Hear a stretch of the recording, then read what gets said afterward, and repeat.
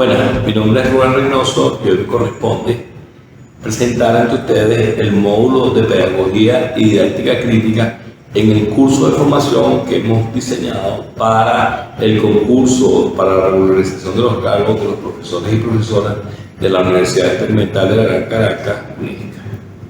Vamos a empezar este módulo respondiendo la pregunta: ¿qué significa la didáctica de educación universitaria? Como ustedes saben, la didáctica se inicia formalmente con la presentación ante el mundo a mediados del siglo XVI del libro de Juan Antonio Visconel, que se llama Didáctica Magna, que es considerado el libro que le da en la modernidad inicio a la didáctica. Ya la pedagogía como ciencias que se encargan de lo que se denomina la paideia, es decir, la formación de los niños. Antes de eso existían universidades, las universidades de la Edad Media, que básicamente trabajaban en el trivium y el quadrivium. Y como dice un autor que se llama Antonio Bolívar en un texto que se llama De la didáctica del currículum de la modernidad a la posmodernidad, hay una diferencia entre la didáctica en tanto ciencia que estudia el cómo se enseña y el currículum en tanto área de conocimiento que estudia cómo se ejerce la práctica docente en las instituciones educativas. En Venezuela hay una tradición que concibe el plan de estudio como el eje de la estructuración del acto escolar. Es decir, si usted agarra y hace un estudio de la historia venezolana, de la historia de la educación venezolana, y hace un estudio, siguiendo a Foucault, de los dispositivos que el Estado venezolano desarrolló para construir eso que se llamaría la didáctica venezolana, se dará cuenta que se estructuró desde principios del siglo XX un modelo de presentación de los contenidos de la escuela que fundamentalmente tenía que ver con objetivo, contenido, estrategias didácticas y estrategias de evaluación. Es decir, que cuando en Venezuela se hablaba de didáctica, fundamentalmente lo que se enseñaba era cómo se aplicaba el plan de estudio. ¿Okay? Esa tradición ha sido tan poderosa que ha llegado hasta el siglo XXI. Es decir, nosotros hemos adoptado diferentes modalidades de pensamiento curricular que ya voy a pasar, o pensamiento pedagógico que ya lo voy a anunciar muy rápidamente. Sin embargo, existe una tradición que estructura el plan de estudio a partir de esos criterios: los objetivos de aprendizaje, los contenidos derivados de esos objetivos, las estrategias pedagógicas que se va a desarrollar para cumplir con los objetivos y el plan de evaluación. Este tipo de modelo de aprendizaje o modelo de presentación de los contenidos del aprendizaje, para decirlo de manera correcta, estuvo acompañado con una estrategia o con un modelo didáctico que se llamó el modelo frontal de enseñanza, que básicamente consiste en que las personas, el profesor habla o la profesora habla y los estudiantes callan. Ese modelo frontal de enseñanza está desde el primer grado hasta el postdoctorado. En Venezuela fundamentalmente se utiliza el modelo frontal de enseñanza. Y ese modelo frontal de enseñanza tiene un punto de dificultades, pero tiene una que es clave. Y es que el modelo frontal de enseñanza es un modelo que está montado en la lógica de lo que se llama el ritmo y el enmarcamiento.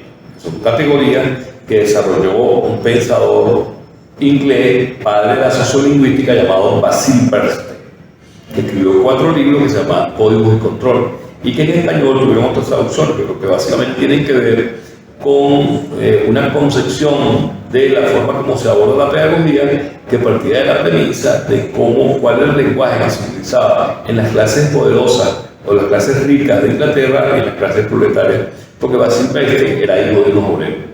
Y entonces se dedicó a estudiar, desde el punto de vista de la sociología de la educación y desde el punto de vista de la pedagogía, cuál era el lenguaje que se utilizaba en la escuela. ¿Okay?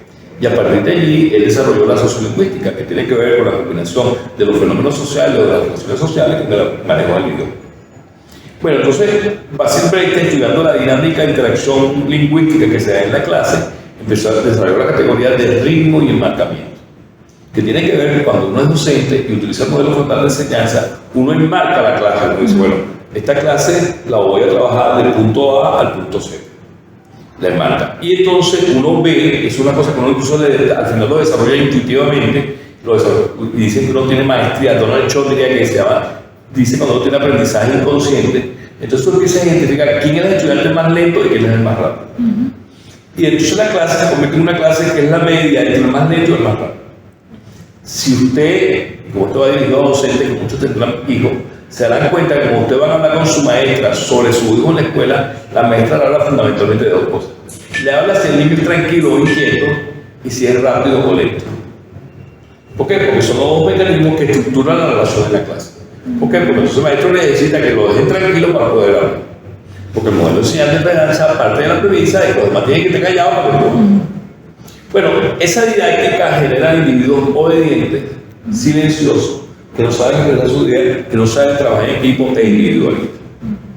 Entonces, parte importante de la crisis de la escuela en el siglo XXI tiene que ver con que el mundo necesita habilidades y destrezas que están asociadas a otro tipo de competencias, como son, primero, competencias lingüísticas. Y aquí no estoy usando el concepto de competencia en el sentido que lo utilizan los teóricos de la gerencia, sino que lo usando en el sentido de la lingüística generativa de Noam Chomsky, que habla de competencia lingüística, que tiene que ver con el desarrollo. O sea, Chomsky habla de lingüística generativa cuando dice que hay un desarrollo, pero él dice que hay unas estructuras básicas de todos los idiomas que están en la gente.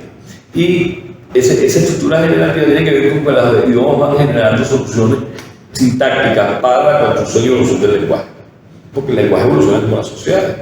Entonces, cuando tú hablas de competencia lingüística, estás hablando que tienes capacidades para el manejo de la lengua.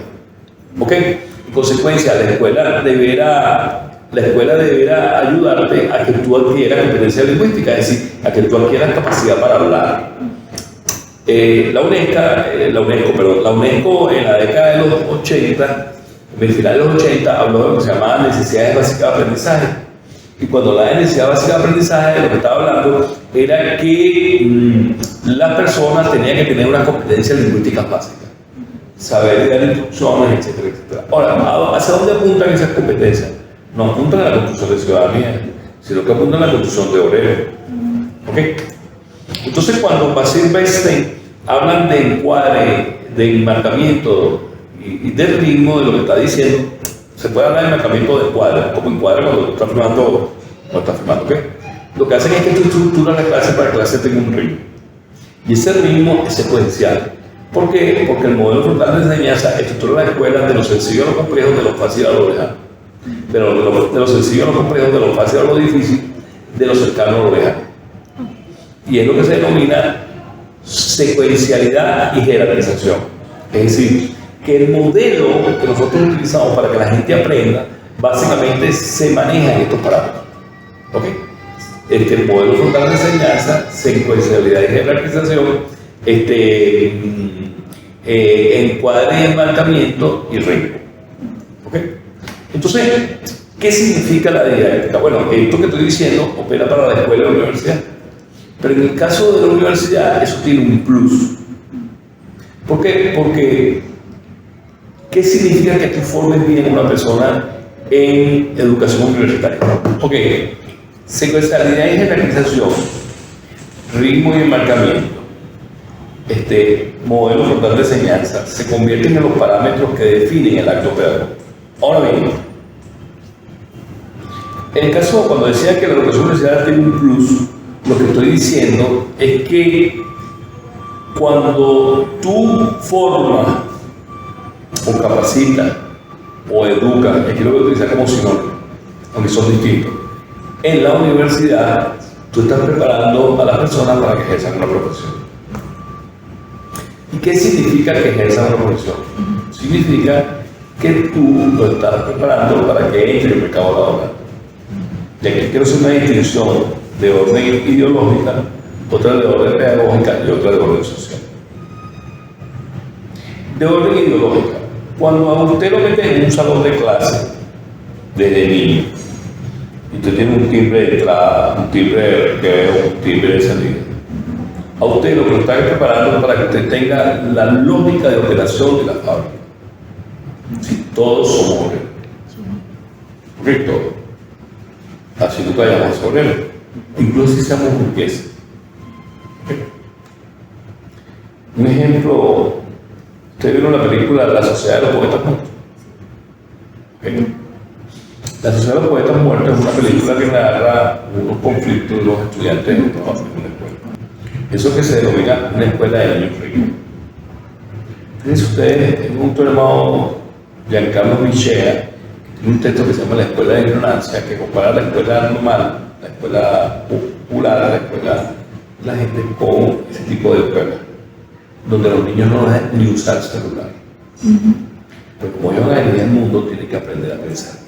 En consecuencia, no tienen distracciones de ningún tipo. Y son formados en un esquema absolutamente rígido para que sean líderes del mundo. ¿Ok? Bueno, efectivamente son escuelas de esa naturaleza. Las escuelas populares, son escuelas donde uno está sometido a todo tipo de distracciones. Porque lo que importa en última instancia es que ustedes son muy obreros. O sea, por eso es que hoy en día se habla de competencia. Porque se trata de que usted tenga un modelo de aprendizaje que fundamentalmente le enseñe razonamiento instrumental, no razonamiento instrumental. En consecuencia, si nosotros decimos que la inteligencia, entendiendo por inteligencia la capacidad de solucionar problemas, es integral, ¿verdad? Nosotros ya hablaríamos de inteligencia de orden superior e inteligencia de orden inferior, diciendo que la inteligencia de orden inferior sería la inteligencia que permite resolver problemas prácticos y concretos, y de orden superior, teórico y abstracto, diríamos que la enseñanza por competencia se reduce a lo primero. ¿Ok? Porque el pensar es una habilidad de orden técnica. Ahora, usted no piense y usted no teoriza y tiene pensamiento abstracto desde niño, sino que eso todavía lo tenga en el desarrollo evolutivo. ¿Ok? Porque tiene que ver con las disposiciones cognitivas que hacen posible eso. En consecuencia, cuando usted entra a la universidad, teóricamente, usted debe tener la madurez suficiente para adquirir pensamiento simbólico, lo que significa que tiene capacidad de tener pensamiento abstracto. En consecuencia, simple y llanamente, cuando usted enseña a una persona a ser profesional, usted le enseña a que desarrolle habilidades y destrezas. Ahora, la pregunta aquí es, ¿cuál es la mejor manera para que usted aprenda a ser un profesional? Bueno, la mejor manera para que usted aprenda a ser profesional es que usted haga lo que dice Marx en la tesis 12 de Fábulas. Es que usted simplemente tiene que hacer praxis social. Y para hacer praxis social, hasta ahora lo mejor que se ha conseguido son los proyectos. Pero yo creo que hay una situación ex ante. Y es que toda clase debería empezar por la pregunta. ¿Por qué por una pregunta? Porque en la medida en que tú respondes la pregunta, efectivamente estás convenciendo a tus estudiantes a que aprendan a preguntarse cosas. Si tú no aprendes a preguntarte cosas, simplemente no te das respuesta. Y la clase se convierte en un hecho ritual. ¿Qué significa que se convierte en un hecho ritual? Que tiene un conjunto de pautas que estructuran el comportamiento, pero al final no tenemos a ciencia cierta la certeza si hemos aprendido o no hemos aprendido. Y aquí voy a utilizar la ritualidad en sentido positivo y en positivo negativo. Porque normalmente la gente cuando habla de ritos habla de una cosa que es mentira. Sobre todo sociológicamente. Y antropológicamente, rito es una cosa que es cierta. ¿Ok? Entonces, ¿qué significa un rito positivo? Un rito que construye cultura. Que construye lo que denominamos contexto. Y esto es muy importante que los estudiantes tengan contexto. Porque a la medida que tú le construyes contexto a la gente sabe de dónde viene. Y el que sabe de dónde viene, sabe a dónde va. Quien no sabe a dónde viene, no sabe a dónde llega. Entonces, parte importante de lo que llamaría Dufour la crisis psicótica del mundo actual es porque los jóvenes no saben dónde están.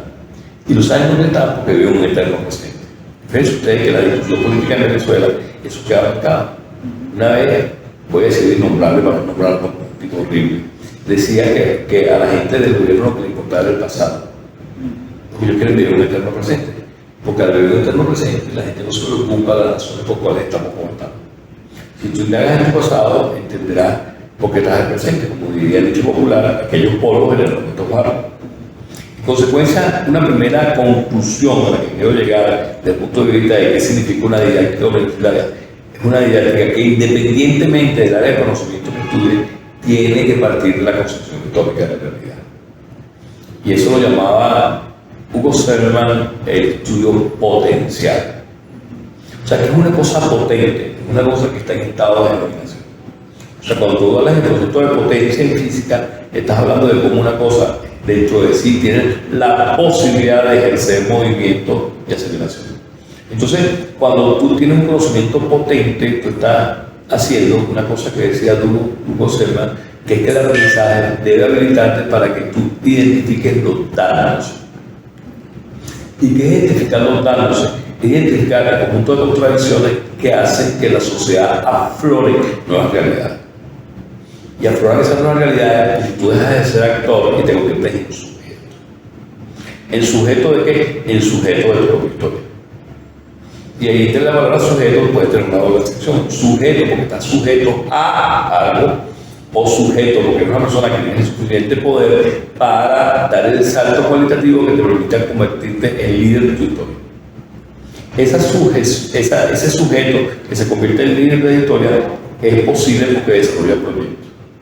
El comandante Chávez, la primera vez que se presentó ante el Congreso Nacional, el antiguo Congreso Nacional, como presidente de la República, dijo que un pueblo era aquella comunidad que tenía un pasado histórico común y que tenía un proyecto común. Cuando yo tengo un proyecto común, lo que está diciendo es que él empezaba un camino para que nosotros construyéramos una patria.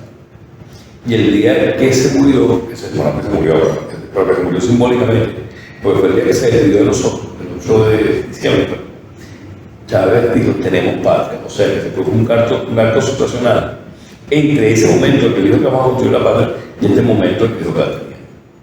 Eso se llama, en términos antropológicos, cuenca semántica, de acuerdo a Gilbert Durán. ¿Y que es una cuenca semántica? La cuenca semántica es aquel conjunto de palabras que estructuran lingüísticamente un tiempo histórico. Es decir, que una didáctica que construya una pedagogía universitaria de nuevo tipo pasa por que nosotros construyamos cuenca semántica. Es decir, que nosotros construyamos un conjunto de hitos lingüísticos, semióticos y semánticos que nos permitan identificarnos como un proyecto histórico. ¿De cuál naturaleza? La naturaleza que decía lo político, la constitución, los programas de gobierno, pero que la educación tiene que cumplir. Porque nosotros no podemos hacer una educación que esté en contra de nuestro proyecto histórico. Y esto ni siquiera es un problema de orden político específico con una parcialidad política particular, sino que tiene que ver con la necesidad de desarrollar un proyecto histórico concreto que tenga que ver con tu patria. Una parte importante de la crisis que tiene la universidad autónoma tiene que ver con que sus autoridades se han desesperado tanto en oponer al gobierno que fundamentalmente se han convertido en agentes de la extranjería.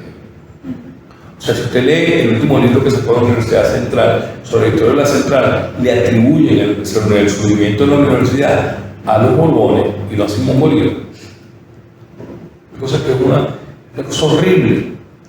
Ojo, no es que la gente se meta chavita, sino que es horrible lo que se ve a la mente es un tipo de proyecto educativo que desconoce los valores de su patria. Cosa que en un país serio ya fuera condenado, porque eso es traición a la patria. Usted cuando va a abrir la nacionalidad de cualquier país del mundo, lo hace durante esa constitución. Y si usted no la cumple, sabe que también tiene un problema. Aquí, simplemente, bajo la excusa de enfrentar a un gobierno, simplemente se ha convertido en agente en contra de la patria. ¿Y por qué esa es otra señalación de orden que podría ser política en un curso de didáctica? Pero porque una didáctica tiene que ser fundamentalmente una didáctica que tributa a comprar ciudadanos venezolanos, no ciudadanos universales, sino ciudadanos venezolanos que a partir de las cosas que aprenden se encuentran en el mundo. Entonces, una didáctica tiene que tener una didáctica que permita construir pensamiento simbólico, que permita construir praxis social y que permita, desde el punto de vista histórico, que la gente ame a su patria y construya patria. Entonces, esos tres elementos definirían los tres características de una didáctica para la educación universitaria. Y en cuarto, profesionales competentes, de lo que voy a hablar más adelante. Una didáctica que forme profesionales debe combinar los elementos que le permiten a la persona aprender y por otra parte desarrollar habilidades y destrezas que le permitan aprender cognitivamente. Perdón,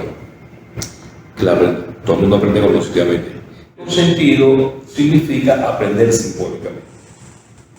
Y eso significa combinar el aprendizaje consciente con el aprendizaje inconsciente.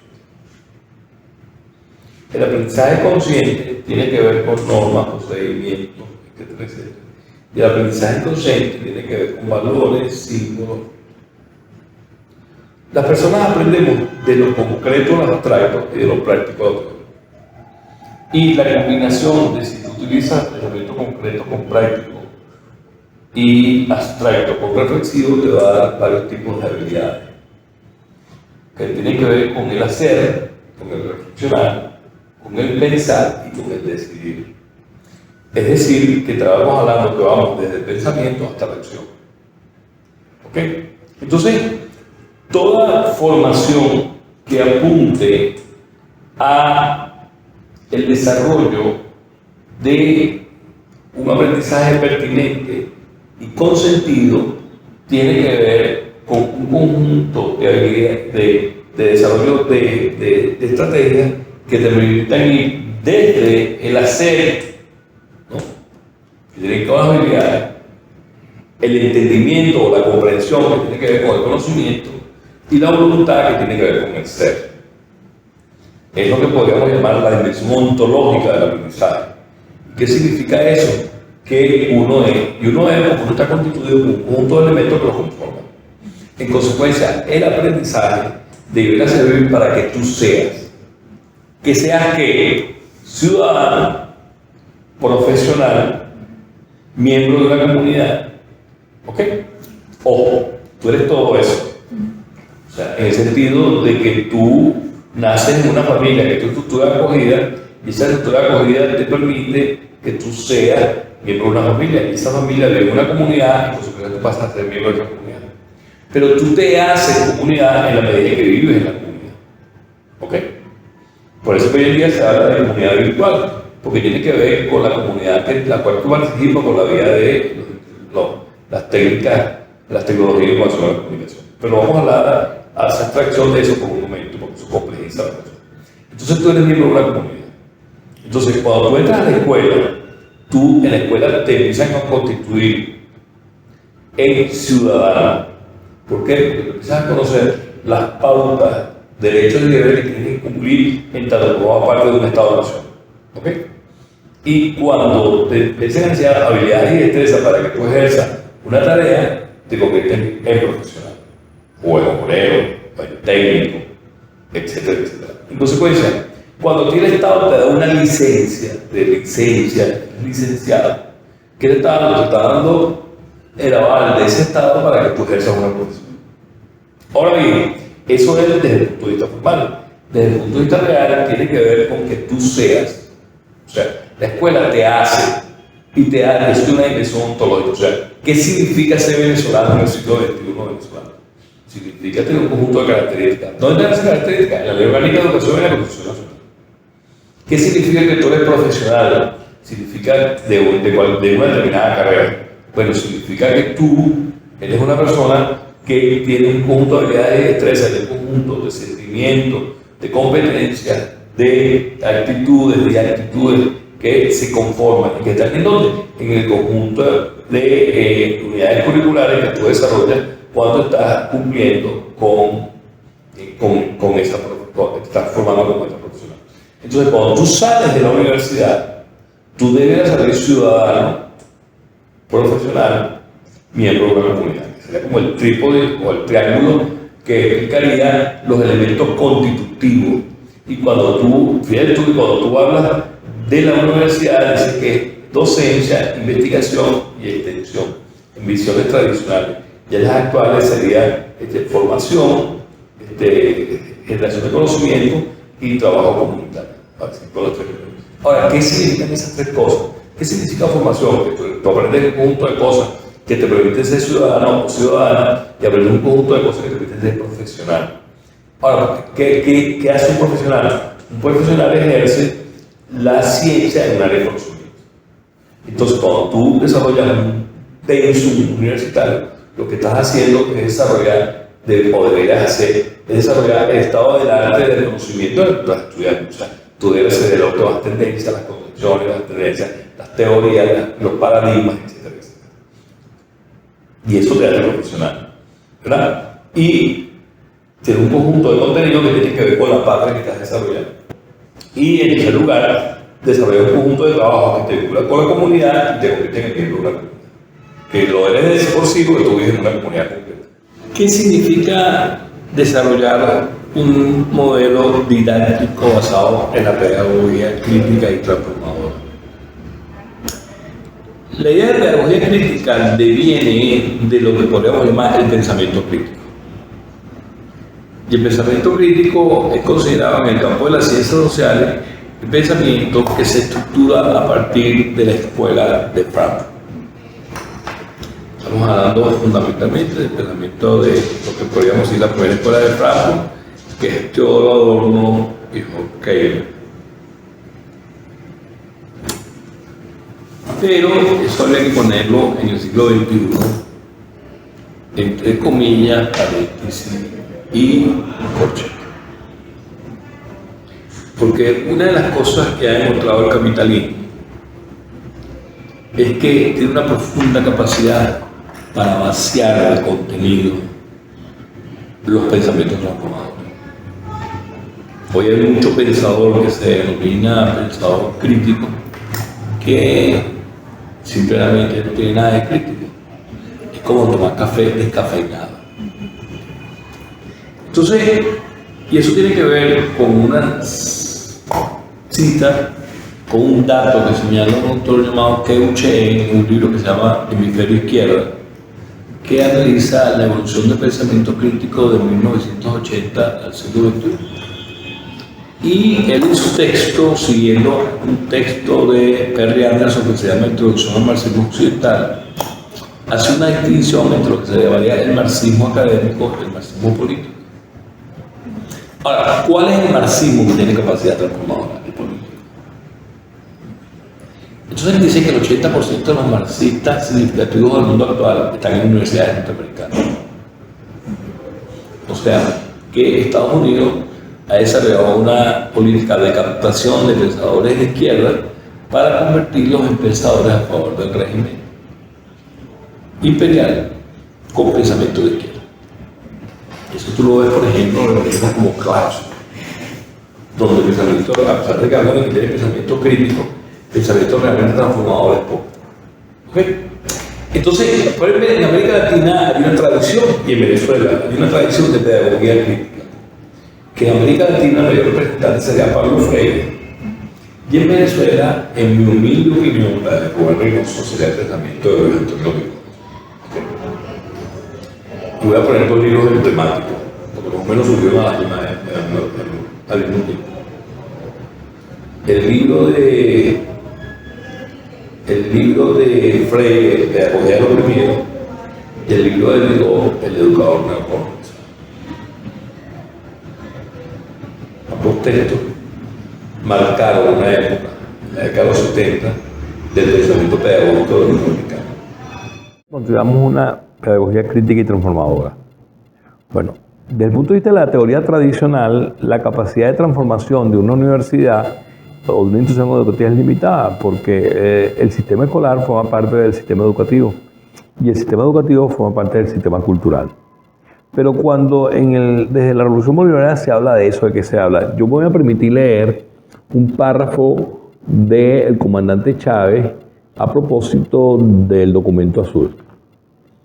Hablando del sistema de las tres raíces, la primera raíz de la que habla Chávez es de la raíz robinsoniana, haciendo referencia al pensamiento de Simón Rodríguez.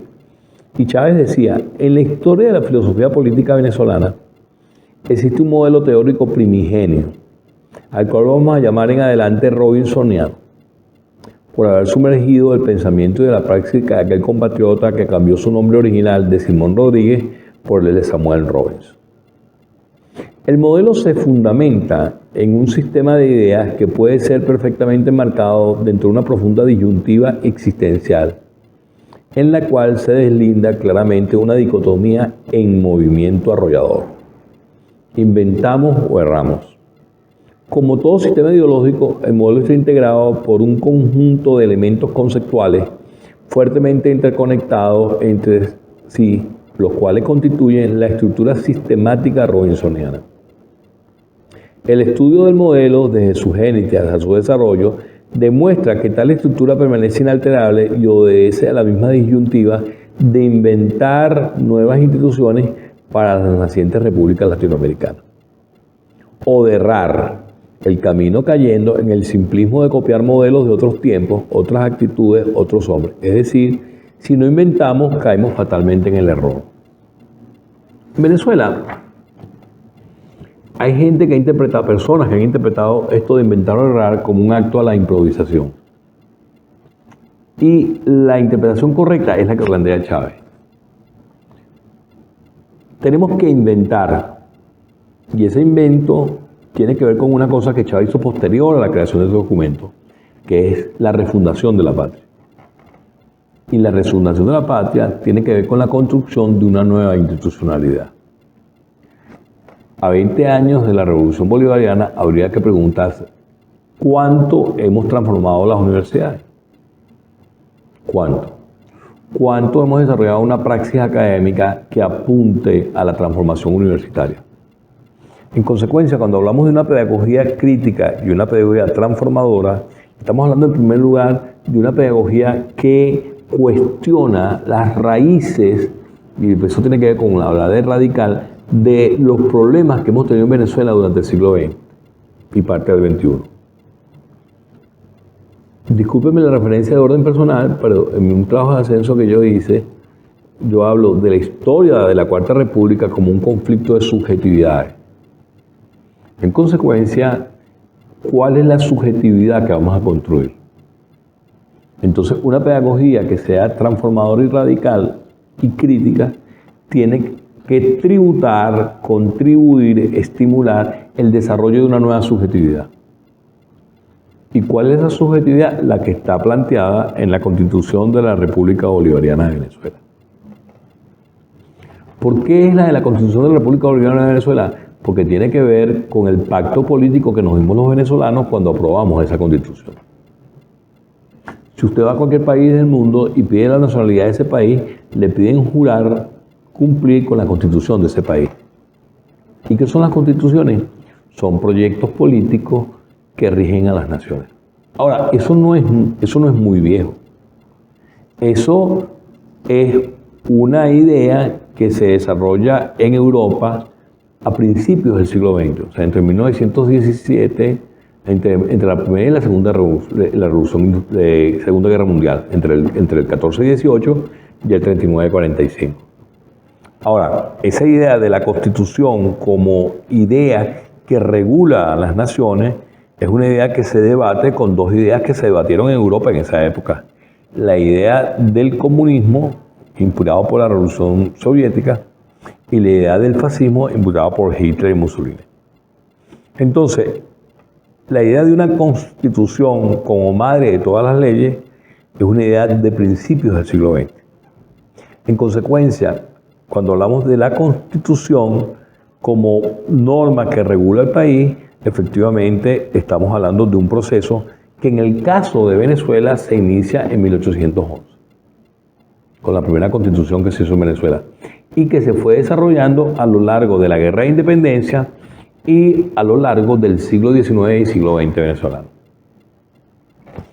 Porque además, al nosotros tener una influencia hispana, nuestras constituciones, las del siglo XIX y XX, sufrieron de una cosa que se denomina casuismo acentuado, que es una característica de la legislación española que recibimos de las leyes de India y que un institucionalista español llamado Oscar Tequí desarrolló en un texto llamado Instituciones, donde se explica cuál es la naturaleza de la legislación que se desarrolló en España en la época de la conquista y la colonia.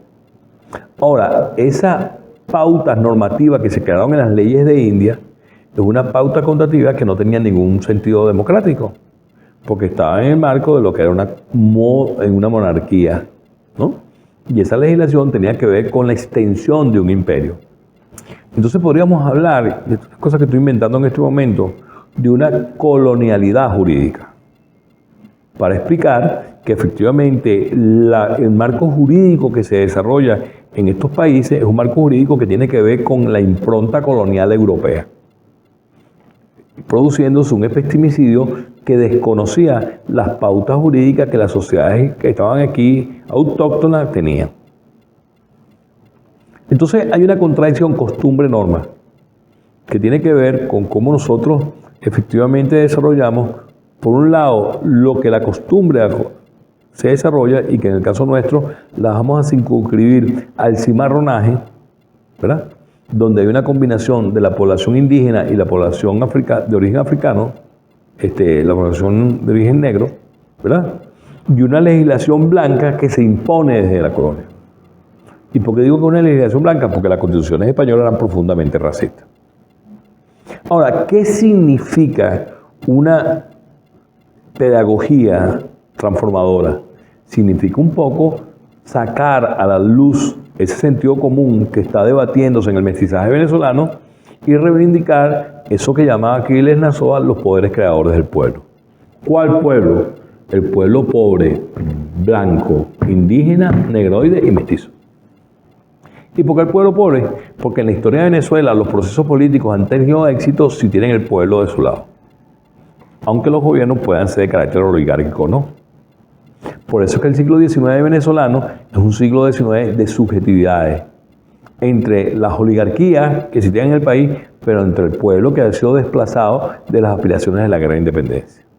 Entonces una pedagogía, y ustedes miran que aquí tiene esto que ver con la pedagogía, tiene que ver mucho, porque el concepto de pedagogía está asociado al desarrollo de lo que es la guerra entre los jesuitas, los escolapios, los agustinianos y los protestantes.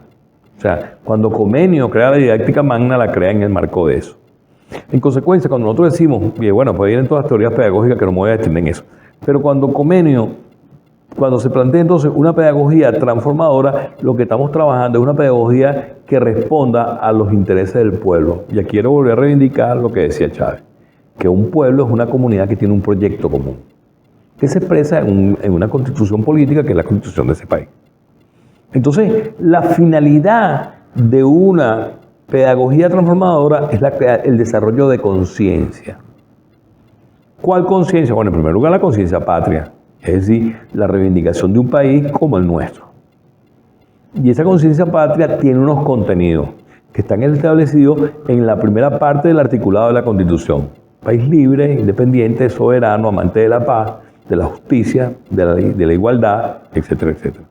Entonces la pedagógica, para decirlo en términos de Dussel, que construye esa pedagogía tiene que ver con una concepción filosófica que apunta a un ciudadano y una ciudadana que efectivamente se reinventa a partir de los valores morales que estableció la patria de Simón Bolívar, fundamentalmente en el discurso de Angostura, pero que tiene otro contenido que tiene que ver con la historia de Venezuela.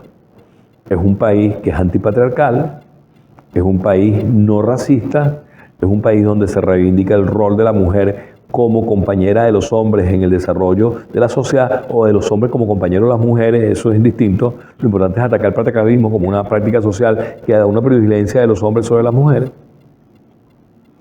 Es el proyecto en común. Y por eso es que se habla de sociedad comunitaria, porque es el proyecto en común. No se trata de imponer uno sobre otro, sino de cómo romper con las prácticas que atentan contra el proyecto en común.